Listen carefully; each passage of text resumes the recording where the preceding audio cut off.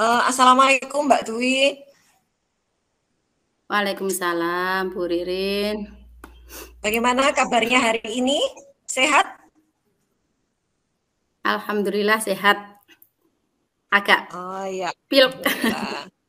Ya, kelihatan dari wajahnya kalau nggak begitu sehat. Semoga ke dokter ya Mbak Dwi ya. Semoga segera sembuh. Sudah, sudah lebih baik. Alhamdulillah. Alhamdulillah. Mbak Dwi, katanya pengen ketemu sama saya. Ada apa nih? Iya ini Mbak Ririn. Ini Mbak Ririn apa Bu ya? Saya panggil Bu aja ya. Ya, wis monggo. Saya ini loh Saya Bu. ya muda bisa, tua bisa. Saya ini kalau Bu kok akhir-akhir ini itu saya itu saya itu gemes dengan murid-murid saya ini loh Bu. Kok setiap kali saya itu melakukan pembelajaran di mata pelajaran Pancasila, akhir-akhir ini murid-murid saya itu kok kurang antusias dan kurang memperhatikan saya. Itu kenapa ya Bu ya? Saya itu kok gemes sekali sama anak-anak murid saya itu. Oh gitu. Iya. Ya, ya, ya. Kurang antusias dan tidak memperhatikan Bu Dwi ya. Iya. Mungkin bisa dideskripsikan lebih rinci Bu Dwi. Ya, maksudnya gimana itu? Kurang memperhatikan itu. Murid-murid saya itu ketika saya mengajar mata pelajaran Pancasila itu Bu, saya itu kan sering melakukan pembelajaran itu dengan mencatat Bu. Oh Jadi iya, mungkin anak-anak saya itu kurang antusiasnya itu seperti itu ya mungkin ya Bu ya. Apa gaya apa kelihatan metode atau apa? Apa metode Dwi, yang saya ajarkan itu tidak menarik bagi mereka ya Bu ya? Oh gitu. Jadi menurut Mbak Dwi nggak antusiasnya anak-anak karena mereka malas-malasan mencatat gitu atau gimana? Nggak tahu Bu, apakah apa metode saya mengajar itu kurang menarik bagi mereka atau bagaimana itu saya belum tahu ini Bu. Kalau saya beri pelajaran yang lain, misalkan matematika itu mereka nampaknya itu antusias, tetapi ketika saya itu masuk ke pelajaran Pancasila itu anak-anak murid saya itu kok kurang antusias begitu, kok kesannya itu mereka itu nggak begitu tertarik, terus mereka itu ramai begitu Bu. Oh gitu. Oke, sebelum kita lanjutkan, kira-kira Mbak Dwi pengen dapat apa dari percakapan kita pada sore hari ini? Saya ingin ketika saya itu mengajar nanti Bu, ketika saya mengajar khususnya mata pelajaran Pancasila itu, anak-anak itu bisa antusias mengikuti pelajaran saya dan mereka itu tidak ramai ketika saya ajar Pancasila itu Bu. Oh gitu. Oke, baik. Berarti Mbak Dwi inginnya supaya nanti ketika kita selesai percakapan akan ada solusi supaya pembelajaran Mbak Dwi itu bisa menarik gitu ya. Jadi anak-anak tidak rame, anak-anak tidak merasa bosan gitu ya. Oke. Iya. Kira-kira menurut Mbak Dwi punya kekuatan atau kelebihan apa gitu yang bisa dimanfaatkan, dimaksimalkan untuk ini biar anak-anak nggak rame gitu. Kira-kira gimana? Sebenarnya saya itu kalau di pelajaran-pelajaran yang lain itu sebenarnya saya itu punya ide-ide untuk melakukan pelajaran melaksanakan pembelajaran itu agar menarik begitu Bu. Contohnya matematika.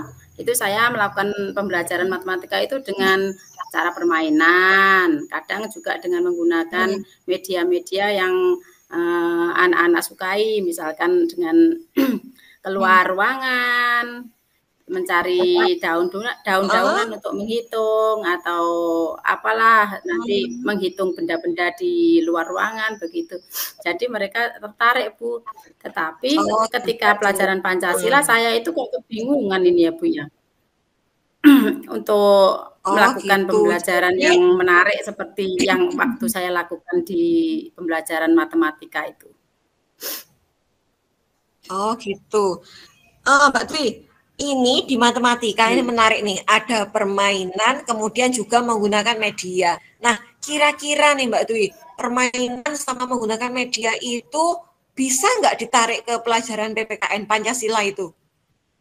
Kira-kira menurut Mbak Dwi bisa nggak ya Sebenarnya Pancasila bisa dijadikan gimana? Sebenarnya bisa sih Bu, cuma saya itu agak kesulitan tuh mencari permainan yang dikaitkan dengan pelajaran Pancasila Bu, karena di pelajaran Pancasila itu kita gimana ya, permainannya itu kalau Pancasila itu misalkan ke sila-silanya itu ya Bu, itu kan kita harus membuat apa bermain peran atau apa gitu ya Bu ya. Tapi kan anak-anak itu kalau disuruh bermain peran, kalau anak kelas 1 itu kok nampaknya masih kesulitan Bu. Oke, itu kalau permainan bermain peran ya kesulitan. Kira-kira menurut Mbak Dwi ada nggak permainan lain lagi yang kira-kira bisa gitu digunakan di PPKN selain permainan bermain peran? Kira-kira ada nggak? Dulu itu pernah saya itu ketika matematika itu ada Bu, saya pernah menjodohkan itu benda dengan angka itu ya Bu, kita jodohkan begitu. Atau mungkin itu nanti juga bisa Bu saya buat ini ya. Saya buat permainan di pelajaran Pancasila ya mungkin ya. Mana? Itu kan misalkan gimana saya itu, Mbak? akan Kira-kira kayaknya menarik banget ini pelajaran Pancasila. Iya. Itu mungkin bisa saya terapkan di pelajaran Pancasila Bu, waktu saya mempelajarkan menjodohkan itu Bu. Teknik menjodohkan misalkan kalau matematika gambar dengan angka itu menjodohkan begitu ya, nanti mungkin bisa saya gunakan di pembelajaran PPKN juga ya Bu ya. Itu yang misalkan saya bisa membuat permainan anak-anak disuruh menjodohkan sila-silanya, misalkan sila 1 itu gambarnya apa begitu, nanti seperti itu bisa. Bisa sih itu ya Bu ya. Oke, sip, luar biasa Mbak Dwi. Berarti nanti biar lebih asik pembelajaran Pancasilanya, Mbak Dwi pengen mencoba permainan menjodohkan. Itu ya Mbak ya. Jadi seperti sila Pancasila dengan gambar-gambarnya gitu ya. Oke, sip, keren. Berarti bisa disisipi dengan metode permainan gitu. Oke Mbak Dwi. Selain itu, kira-kira ada lagi nggak yang bisa Mbak Dwi gali atau kreativitas Mbak Dwi terkait dengan nanti supaya pembelajaran Pancasila itu jadi keren, jadi asik? Gimana? Ada lagi nggak kira-kira yang bisa dilakukan? Sebenarnya ada sih Bu. Saya itu juga sering sih kalau di rumah itu ya buka-buka YouTube, itu ada materi-materi pembelajaran Pancasila itu yang bisa saya berikan ke anak-anak lewat video pembelajaran. Tetapi karena di kelas saya itu belum ada LCD yang terpasang permanen untuk pembelajaran LCD, secara itu LCD itu belum ada yang permanen, jadi saya harus bongkar pasang begitu, saya kok masih keberatan. Jadi saya harus nanti bekerja sama dengan teman guru yang satunya sama-sama di kelas 1, saya harus memberikan ide saya seperti itu, nanti berkolaborasi dengan beliaunya, dicampur kelasnya, terus kita melakukan pembelajaran dengan video pembelajaran itu satu 2 kelas jadi 1 gitu Bu, karena yang ada LCD-nya itu cuma di kelas 1A yang dipasang permanen. Jadi saya tidak kesulitan dalam bongkar pasangnya itu Bu. Oh gitu. Itu kira-kira memungkinkan nggak Mbak Dwi, misalkan dalam satu waktu kemudian 2 kelas digabung jadi 1 untuk nonton film bareng-bareng gitu. Emang kira-kira memungkinkan seperti itu? Sebenarnya sih memungkinkan Bu, tapi karena kita itu kan masing-masing guru itu mungkin materi pembelajarannya kan sudah lain ya Bu ya. Saya cuma sampai materi ini, beliaunya sampai materi itu, begitu. Jadi ketika saya menggabungkan 2 kelas menjadi 1, itu kan tentunya saya harus menyamakan dulu apa yang materi apa yang nanti akan kita bisa jadikan 1 itu agar mereka bisa materinya sama-sama begitu Bu. Karena kan gurunya itu masing-masing materinya sampai mana itu beda-beda. Oke, berarti menggunakan video nggak efektif ya Mbak ya, menurut Mbak Dwi untuk ini mengatasi biar kelasnya nggak jenuh. Ya sebenarnya efektif juga sih Bu, cuma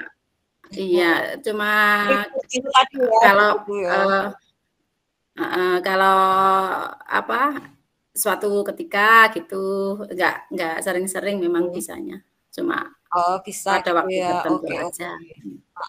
Jadi misalkan pas ada momen, misalkan hari kesaktian Pancasila gitu, anak-anak nonton film bareng, misalkan kayak gitu, berarti bisa ya Mbak itu ya?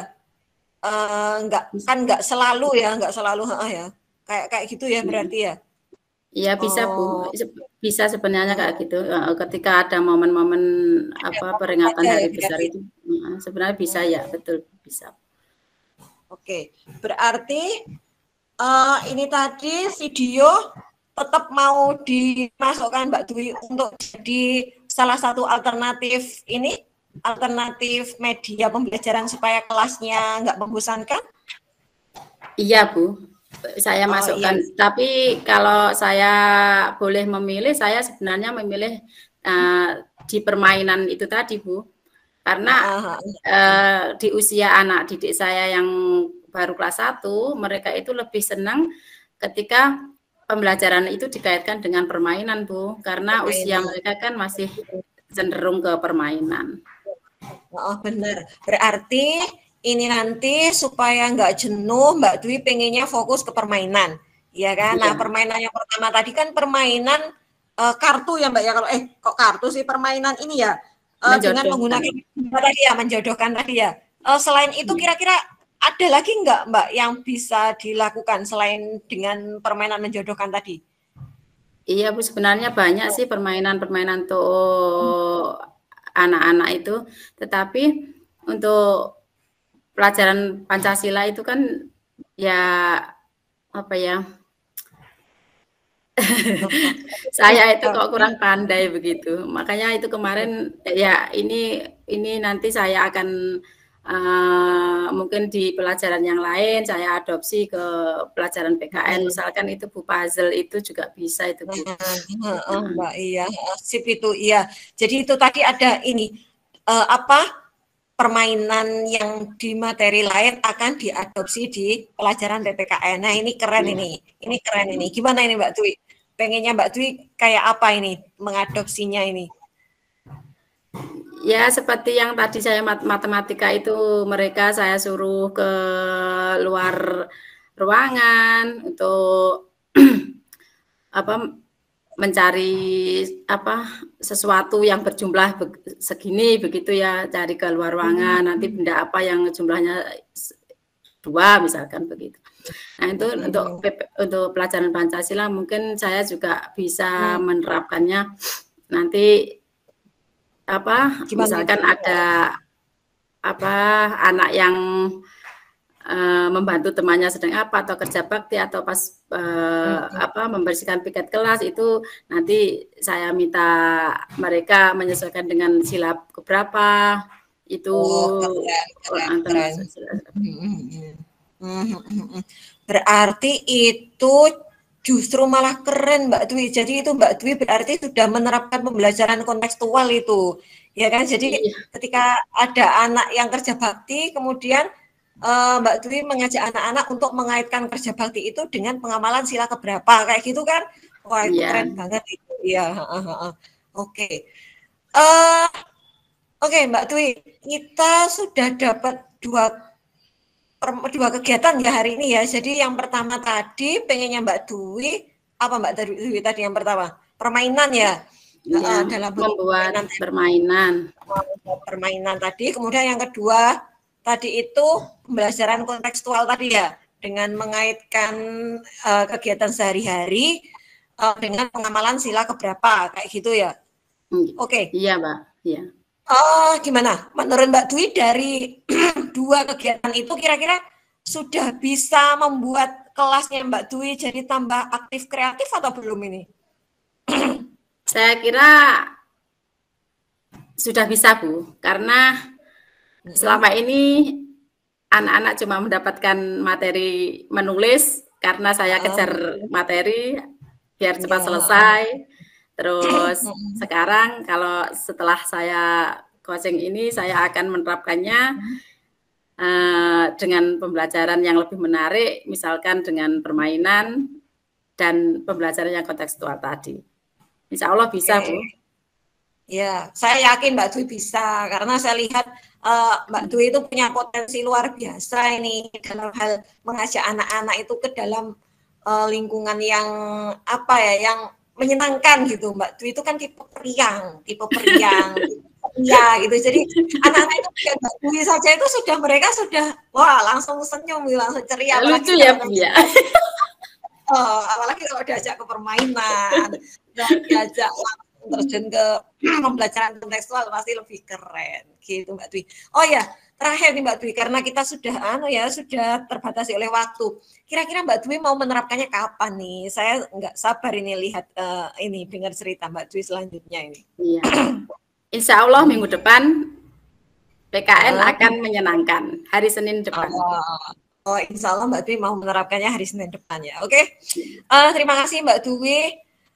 Kayaknya coaching kita harus kita akhiri nih karena memang keterbatasan waktu, dan saya tunggu cerita menarik Mbak Dwi di kelas PPKN minggu depan. Oke, selamat berkreasi dengan permainan dan pembelajaran kontekstualnya. Oke, terima kasih Mbak Dwi. Selamat sore, tetap sehat. Terima kasih Bu Ririn solusinya, coachingnya. Ya, sama-sama. Terima kasih Mbak Dwi. Assalamualaikum. Sama-sama. Waalaikumsalam.